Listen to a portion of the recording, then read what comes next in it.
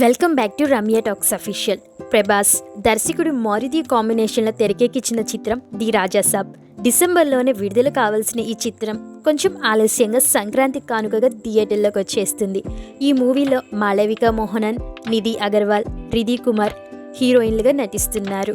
ఇలా తనకు అతడితో కలిసి రెండోసారి నటించే అవకాశం రావడం తన అదృష్టమని రిధి తెలిపారు.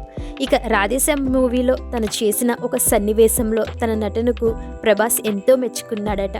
మొదట్లో నిర్మాత ఎస్కేఎన్ నుంచి కాల్ వచ్చినప్పుడు ఒక స్పామ్ కాల్ అనుకొని నమ్మలేదట.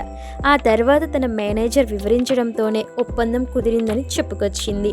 అలా తనకు ఈ రాజాసాబ్ అవకాశం వచ్చిందంది.